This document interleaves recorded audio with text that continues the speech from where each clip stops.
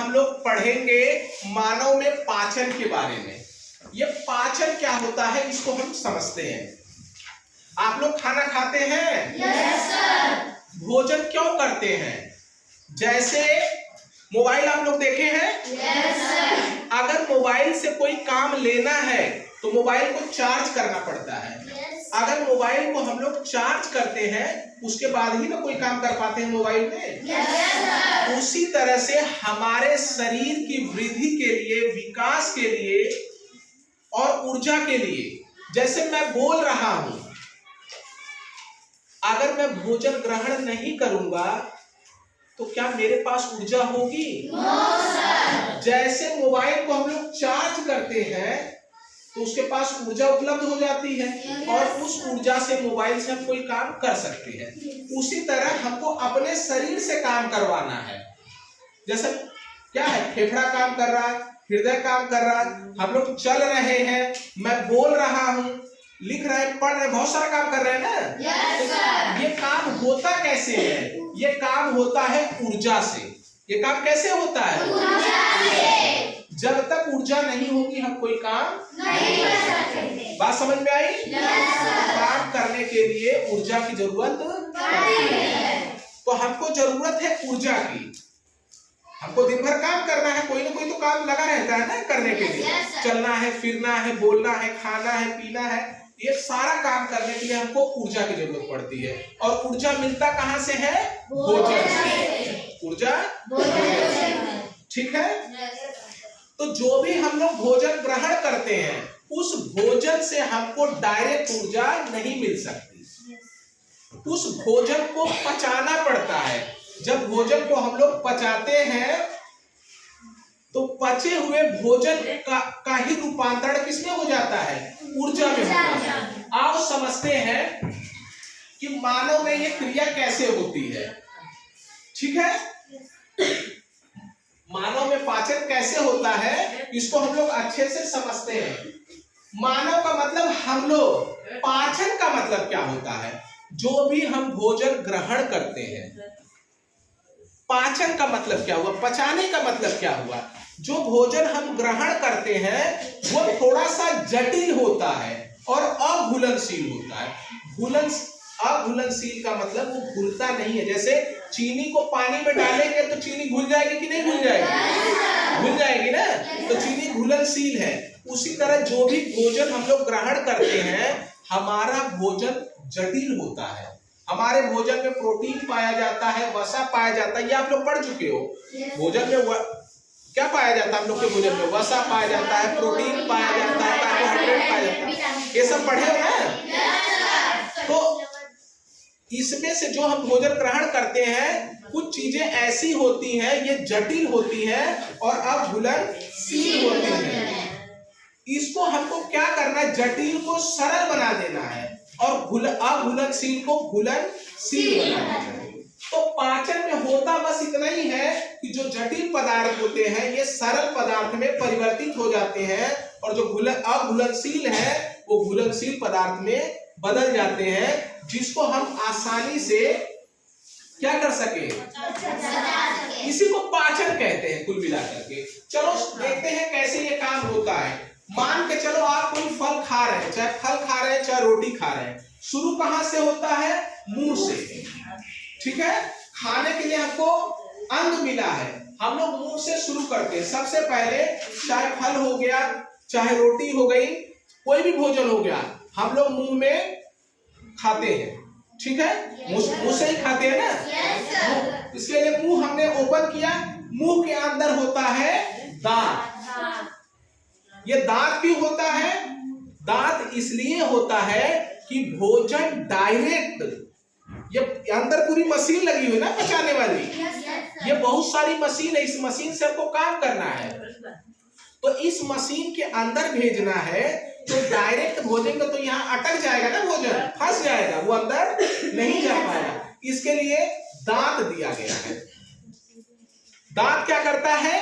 दांत हमारे पास 32 दांत होते हैं ना। मानव में कितने दांत होते हैं? 16 दांत नीचे होता है और 16 दांत ऊपर। और इन 16 दांत के अलग अलग नाम है।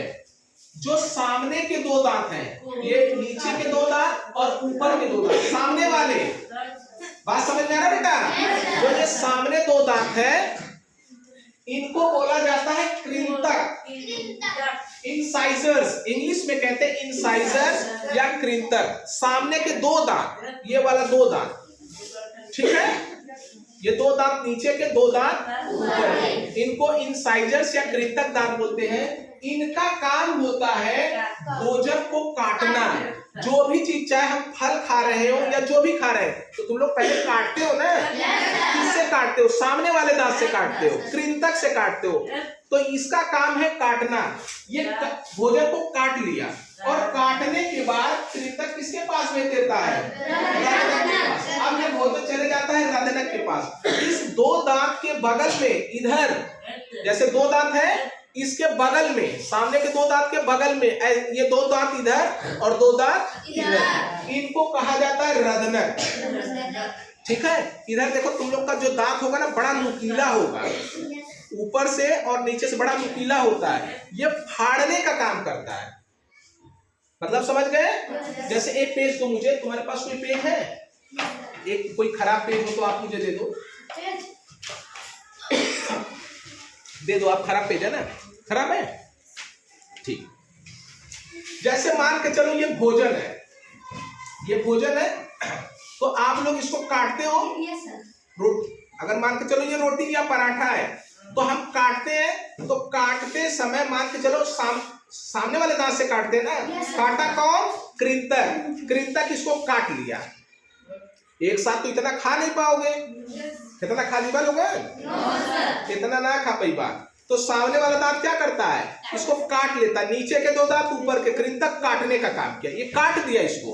अब ये किसके पास भेज दिया? रदनक के पास। रदनक को बोला जाता है कैनिस। ये कैनिस दांत के पास भेज दिया। इधर सामने देखो, बड़ा नुकीला नुकीला दांत होता है, ठीक है, खुरपा जैसे बड़ा चोखार होला इधर तबा, ठीक है, उसके पास दे दिया। अब वो इसको फाड़ने का काम करता है, एक टुकड़े का कई टुकड़ा बनाता है। जब तुम लोग ऐसे से भोजन करते हो ना, तो ये इसको क्या करता है? कई टुकड़ा कर देता है इस भोजन का, ऐसे से कई टुकड़ा कर दिया। देखो, मारे टुकड़ा बन गया,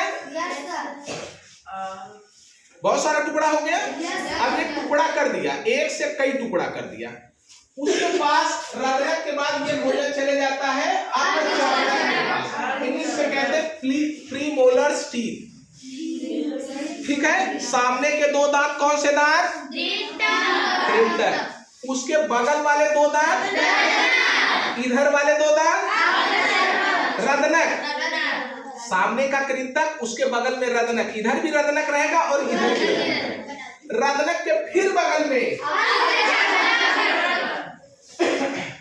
सॉरी, दो दांत इधर के, दो दांत इधर के, इनको कहा जाता है अग्रचर्वणक, प्रीमोलर्स टीथ।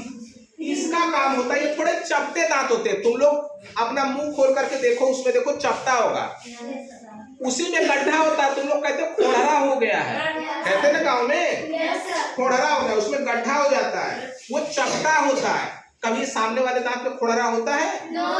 ये पतला होता है सामने वाला दांत, ऐसा, लेकिन बगलिया वाला चपटा होता है। इसका काम क्या होता है? जो ये फाड़ के भोजन को इसके पास भेज दिया है, ये इसको पीसने का काम करता है। तुम लोग भोजन ऐसे खाते हो ना, ऐसे से करते हो कि नहीं? दांत से। तो ऊपर का दांत और नीचे का दांत ये चक्की की तरह काम करता है, ये इसको पीसने का काम करता है, चबाने और पीसने का काम करता है। कौन? अग्रचर्वणक। फिर चर्वणक के बाद चले जाता है चर्वणक के पास, अग्रचर्वणक के बाद चर्वणक के पास। इसको मोलर्स टीथ कहते हैं। ये थोड़ा और बारीक कर देता है। समझ में आ गया? दांतों का काम समझ में आ गया? इनकी संख्या 6 होती है। चर्वणक के बाद, अग्रचर्वणक के बाद इधर 3 दांत और इधर 3 दांत, 6 दांत हो गया, 3 3 6 हो गया। ये कहलाते हैं चर्वणक दांत। ये इसको और बारीक पीस देते हैं। तो 2 4 4 6 टोटल कितने दांत हो गए? 16 दांत नीचे, 16 दांत, 32 दांत हो गए। तो दांतों का काम समझ में आ गया? अब ये भोजन को काट चुके हैं, फाड़ चुके हैं, पीस चुके हैं, चबा चबा के पीस लिए हैं, अब उसमें लार भी मिक्स होती है, ठीक है। हम लोगों के अंदर जगह जगह ग्रंथियां हैं, ग्लैंड है, जगह जगह ग्रंथियां हैं। इस ग्रंथियों से कुछ चीजें निकलते रहती है। तो हमारे मुख में भी अंदर लार ग्रंथि है, उस लार ग्रंथि से लार निकलता है। तुम लोग जब कोई बढ़िया खाना देखते हो तो लार निकलता है कि नहीं निकलता है? लार निकलने लगता है, ठीक है। तो उसमें उस भोजन में क्या मिक्स होता है? लार मिक्स होता है। लार काहे मिक्स होता है? सुनो ध्यान से, लार क्यों मिक्स होता है? क्या डायरेक्ट भोजन को अंदर नहीं भेज सकते हैं? डायरेक्ट अंदर भेजोगे, देखो यहां तक तो चबा रहे हो, पीस रहे हो, उसके बाद यहां से ग्रास नली है, ये ग्रास नली है, ठीक है। इस ग्रास नली में ये भोजन जाके फंस जाएगा, फंस जाएगा। इस फंसने से बचाने के लिए इसमें लार मिलाया जाता है। लार का कई काम होता है। एक तो छोटे मोटे कीड़े आ गए, सूक्ष्मजीव आ गए, वे लार उसको मार डालता है। तुम लोग देखोगे कुत्ते को, जब कुत्ते को कोई दूसरा कुत्ता काट लेता तो लोग चाटते हैं, क्योंकि लार में, चाटने से भी लार में कुछ ऐसी चीजें होती हैं जिससे सूक्ष्मजीव नष्ट हो जाते हैं। बात समझ में आया?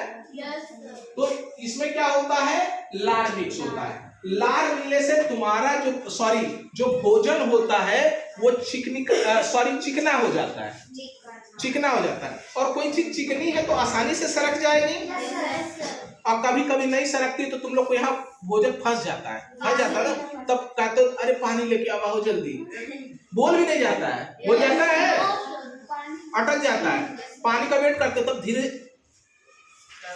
ऐसे सरकाते हो तुम लोग, दिक्कत होती है ना।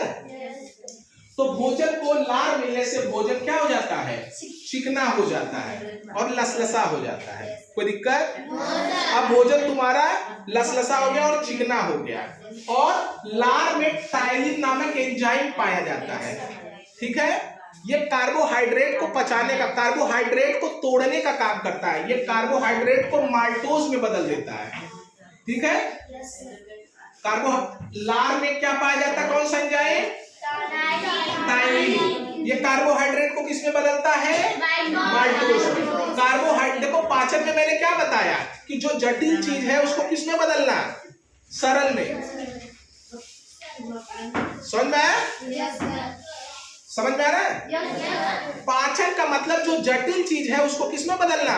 सरल में। तो कार्बोहाइड्रेट जटिल है, उसको क्या किया? लार में जो एंजाइम है उसको किस में बदल दिया? माल्टोज में। माल्टोज सरल हो गया।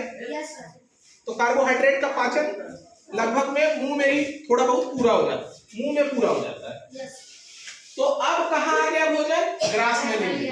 ग्रास नली ये वाली है जो खाने वाली नली है, इसका कोई काम नहीं होता, इसमें भोजन नहीं पचता है।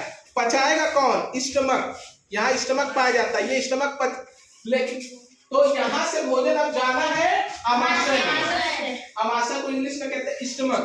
अब यहाँ भोजन का पाचन शुरू होता है, अब भोजन यहाँ पचना है, लेकिन यहाँ से भोजन यहाँ कैसे जाएगा? कूद के जाएगा यहाँ, इसीलिए यहाँ एक नली लगाई गई है जिसको ग्रास नली, इंग्लिश में एसोफेगस बोला जाता है, ठीक है। अब भोजन यहाँ से सरक के कहाँ पहुंच गया?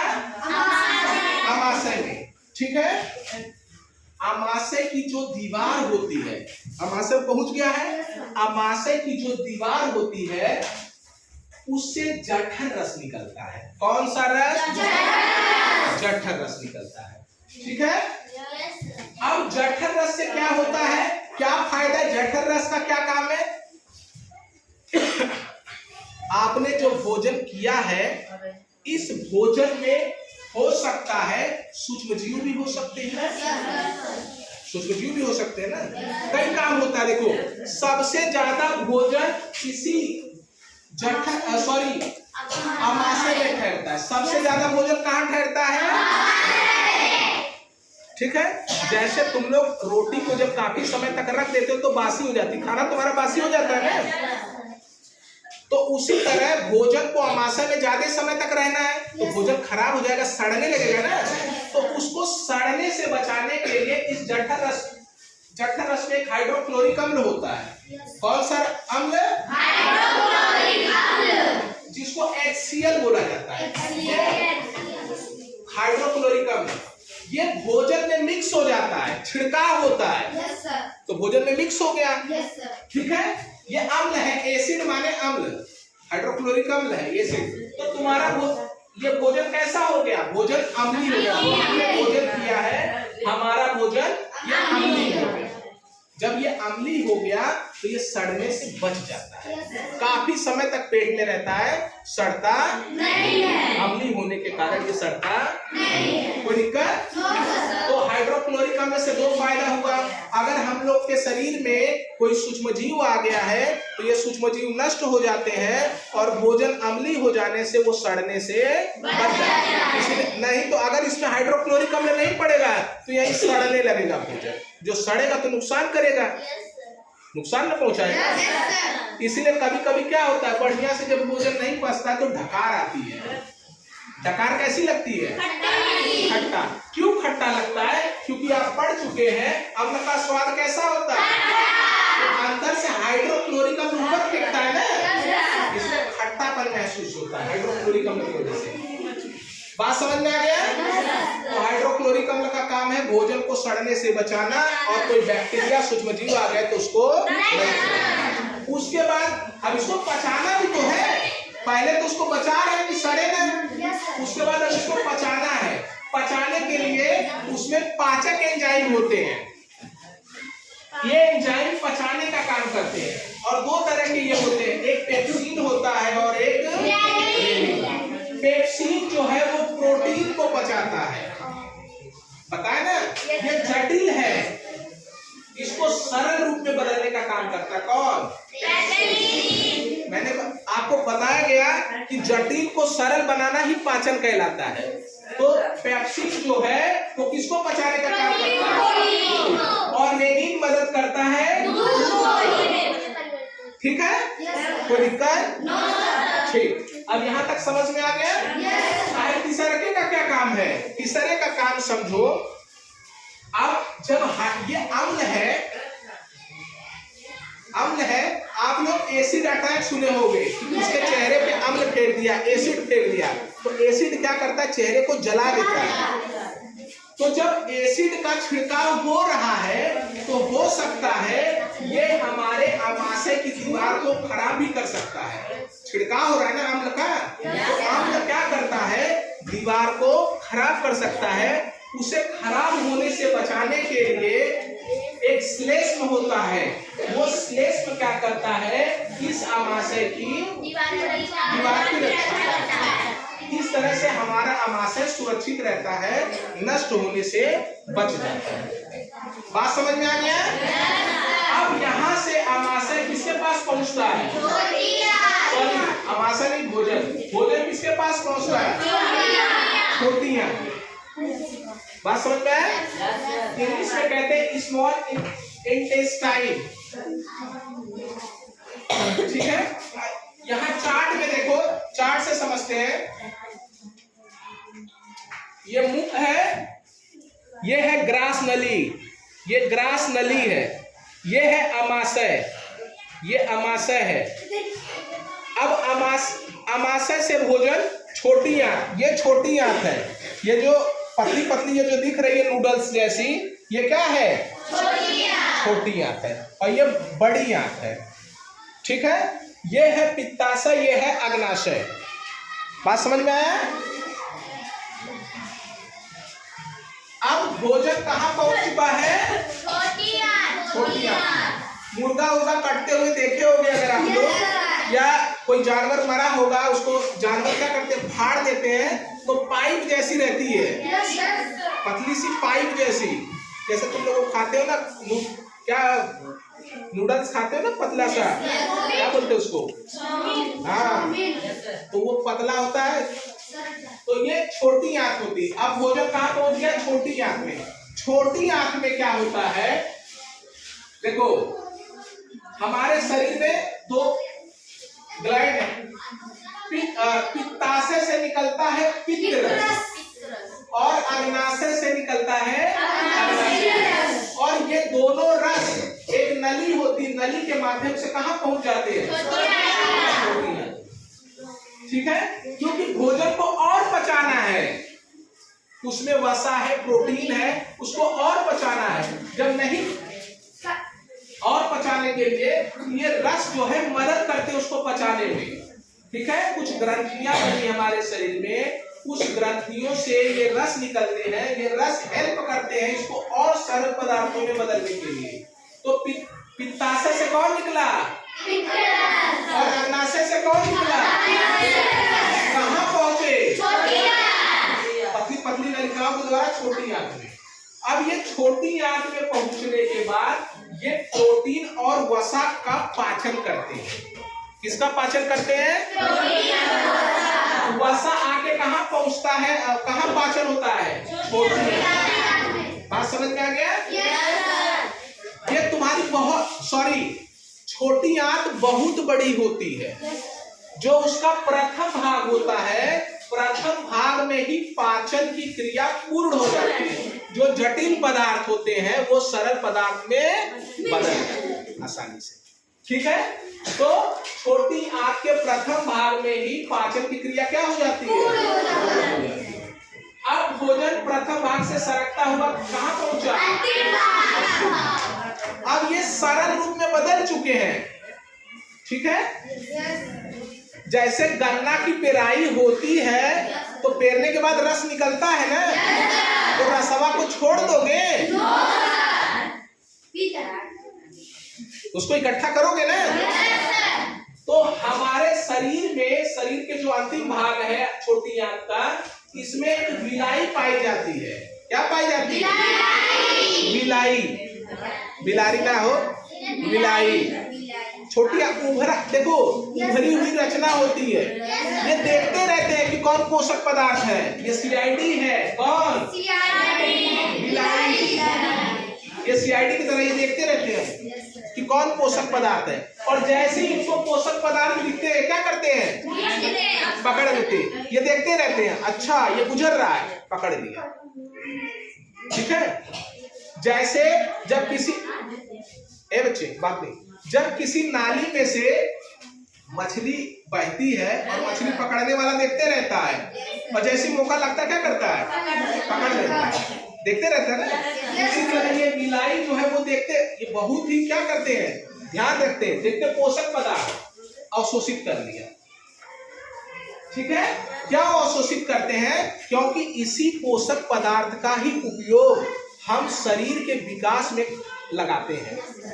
ठीक है, जैसे हम छोटे थे तो कम किलो के थे ना, अब जैसे जैसे बड़ा हो रहे हैं हमारे शरीर का ग्रोथ हो रहा है, हमारे दिमाग का ग्रोथ हो रहा है।